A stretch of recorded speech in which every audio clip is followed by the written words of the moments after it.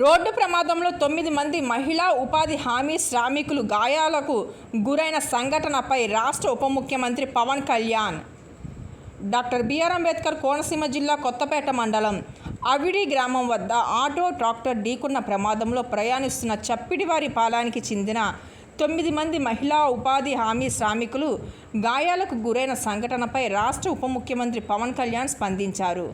తక్షణమే వారికి వైద్య సేవలు అందించాలని ఉన్నతాధికారులను ఆదేశించారు.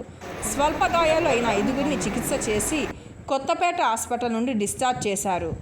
4గురిని మెరుగైన వైద్యం కోసం రాజమండ్రి జీజీహెచ్కి తరలించగా చికిత్స పొందుతున్నారు. పవన్ కళ్యాణ్ ఆదేశాలతో కొత్తపేట నియోజకవర్గం Janasena party incharge Bandaru Srinivasu Rajahmundry GGH ఆసుపత్రిలో చికిత్స పొందుతున్న మహిళా శ్రామికులను పరామర్శించారు. పవన్ కళ్యాణ్ గారు ఘటనపై స్పందించిన తీరును వారికి వివరించారు. బాధిత కుటుంబం సభ్యులకు ధైర్యం చెప్పారు.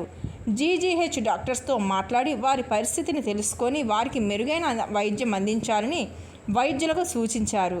ఆయనతో పాటు ఆలమూరు మండల అధ్యక్షులు సూరపురెడ్డి సత్య, జిల్లా కార్యదర్శి బొక్క ఆదినారాయణ, కొత్తపేట మండల అధ్యక్షులు కంఠంశెట్టి సత్యప్రసాద్ ఉన్నారు.